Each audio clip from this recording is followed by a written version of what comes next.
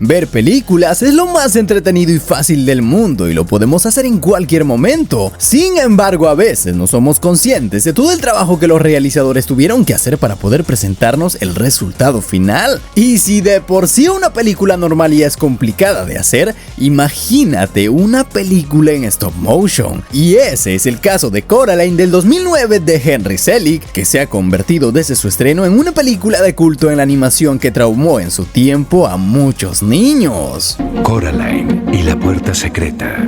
En la producción de Coraline participaron un total de 35 animadores, y cada uno de ellos podía llegar a tardar una semana de trabajo en obtener una escena de 2 a 6 segundos y medio de animación. El rodaje en sí duró unos 18 meses y en total fueron necesarias 500 personas y 4 años para completar la película. Pero si no estás muy informado de cómo se hacen las películas, seguro te estarás preguntando el qué es en realidad el stop motion. Pues el concepto es simple, pero la ejecución no tanto. El stop motion consiste, dicho de forma simple, en mover objetos estáticos, en este caso figuras o juguetes hechos de arcilla, y sacarle una serie de fotos en distintas posiciones para aparentar su movimiento. Un segundo de metraje son 24 fotos, lo que lleva a que si quieres grabar un minuto de escena, tienes que mover a tu personaje 1440 veces y tomarle la misma cantidad de fotos para luego juntar todo y lograr una secuencia. Y esta película dura 1 hora y 40 minutos. Ya te imaginarás la paciencia que los animadores tuvieron que tener para hacer de esto una realidad. Soy Coraline.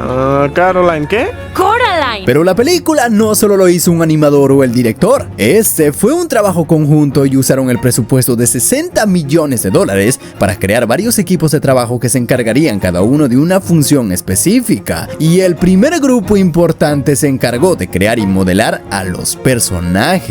Teniendo el guión listo escrito por el mismo director y las ilustraciones y storyboards supervisados por Tadahiro Uesugi, quien le dio un enfoque distinto a las películas animadas hechos por estudios como Disney, creando paisajes inspirados en la cultura estadounidense de los 60, más de 70 fabricantes de personajes se pusieron manos a la obra para poder esculpir desde cero las marionetas que representarían a todos los personajes. Todas las figuras empezaron con una armadura que se parecía a un esqueleto humano de fierro con articulaciones móviles. Luego, estas articulaciones con mecanismos súper complicados, sobre todo la cabeza, se moldearon en una sustancia de silicona para crear la piel que cubrió todo. Luego, las marionetas pasaban por una zona de pintura minuciosa y por otro departamento donde le agregaban el cabello que también podía ser animado. Para poder lograr que cada cabello se sostuviera sin desparramarse, en cada uno de ellos pusieron un alambre súper delgado dentro que permitió esa increíble maniobrabilidad que pintado creó un cabello nunca antes visto en una película de este tipo. Se necesitaban entre 3 a 4 meses para que 10 personas construyeran una sola marioneta de Coraline. Coraline tenía 28 a 30 títeres idénticos de 22 centímetros, donde algunos tenían diferencias de tamaño. Esto lo hicieron con todos los personajes, un trabajo alucinante que requería del talento y la dedicación de todos los especialistas. Pero el cabello no era lo único que podía ser manipulado y animado. Como el director quería que todo se viera muy creíble, hasta la ropa debía poder ser controlado por los animadores, ya que estas marionetas no eran simples muñecos, sino actores y debían tener su propio vestuario. Todo el vestuario de Coraline está hecho y diseñado a mano. Para poder realizarlo se usaron instrumentos quirúrgicos, como agujas del grosor de un pelo, que facilitaron el manejo de piezas tan pequeñas. ¿Eso es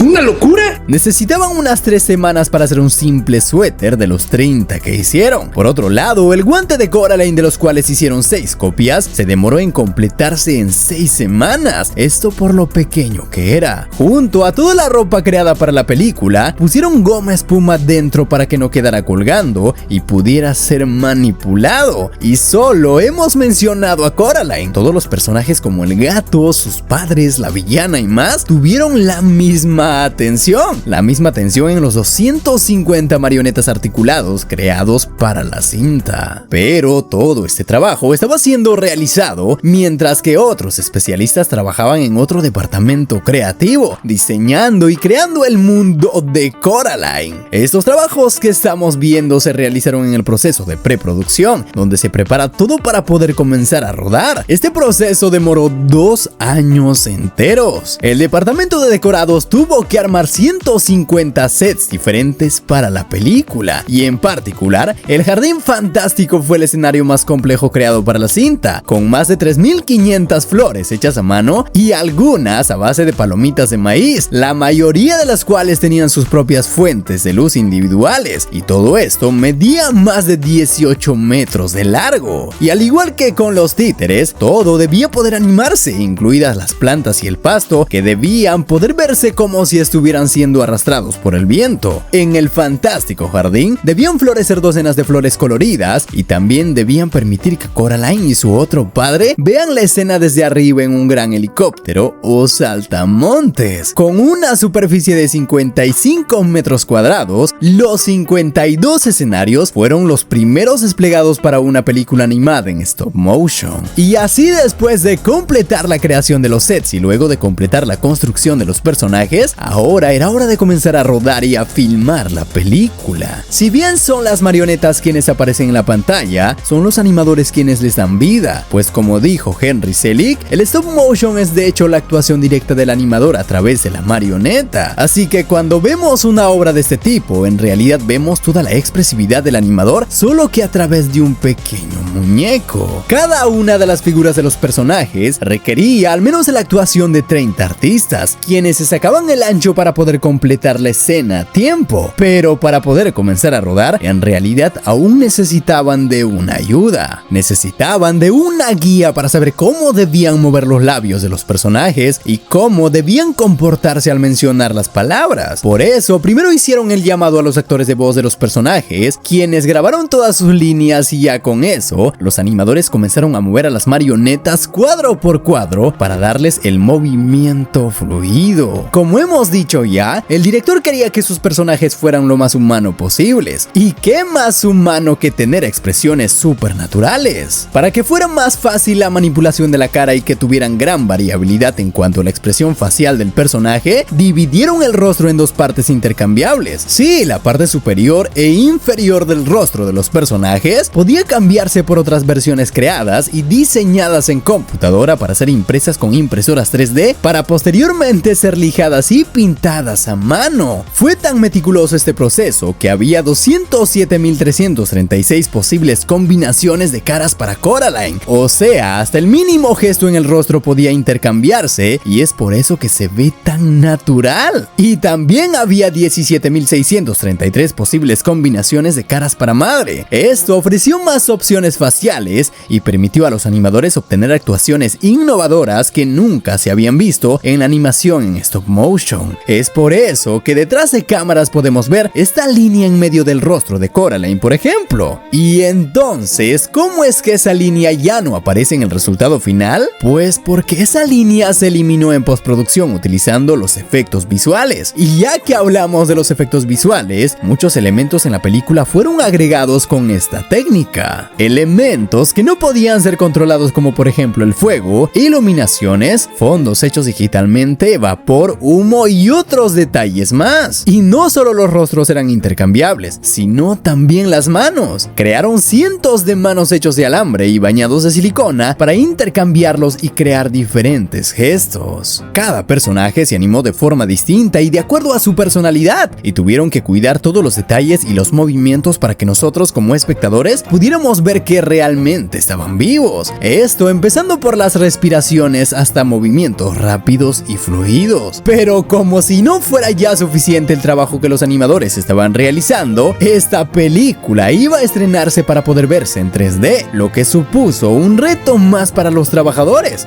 ya que si quieres que una película pueda verse en 3D, tienes que grabarla de una forma distinta. Así es, pero ¿qué quiere decir que pueda verse en 3D? Pues mira, para entenderlo tenemos que fijarnos en cómo funcionan nuestros ojos. Nosotros tenemos visión estereoscópica, es decir, a través de nuestros ojos vemos 2 imágenes, una diferente de otra en cada ojo, que por medio del cerebro integramos en una sola y creamos una imagen tridimensional con profundidad. realidad, lo que quiere decir que en realidad nuestros ojos ven en 2D y ya nuestro cerebro, al juntar estas dos imágenes en una sola, nos da la profundidad. Pues eso mismo hicieron en la película, quisieron simular al ojo humano y en vez de tomar solo una foto en cada movimiento de las marionetas, tomaron dos fotografías, pero desde una posición distinta. Las cámaras debían estar en la misma posición que los ojos de los personajes, que serían menos de 2 centímetros. Y obviamente la exactitud de esto era imposible de hacer manualmente. Por eso crearon un robotcito con un mecanismo de riel corredizo que podía sostener a la cámara y tomar la primera foto en la primera posición, luego correr 2 centímetros y tomar la segunda de forma automática, lo que hizo más fácil las cosas. Y en el cine lo que hacen es mostrarle a cada ojo una imagen para que el cerebro interprete que lo está viendo en el mundo real. Es fascinante e increíble todo esto. Y también me fascina el cómo utilizaron la creatividad para poder añadir elementos incontrolables a la toma de forma práctica sin utilizar el CGI. Por ejemplo, esta niebla de la escena donde Coraline y Wybie discuten. Esta niebla era real y fue lograda derritiendo hielo seco y soplándolo con aire comprimido. Pero lo más interesante es cómo manejaron el agua de la ducha que cae encima de la cabeza de Coraline. Esto en realidad no fue agua, sino fue un truco visual logrado con hilos de plástico transparente pintados con un líquido llamado pátina que hizo que tomara un color oxidado. Y como ya sabes, la toma se compone de muchas fotos donde fueron cambiando los plásticos entre tomas, desde el más pequeño hasta el más grande, para dar la ilusión de caída, y también hicieron varias versiones del chorro más grande, al que pintaron de distintas formas para crear la ilusión de agua saliendo constantemente. Y amigos, Coraline es arte. Es un clásico lleno de color y vida que te transporta literalmente a otra dimensión. Y la música de Bruno Cooley se transporta en toda esta travesía incomparable que tras su estreno el 6 de febrero del 2009 terminó recaudando $124 millones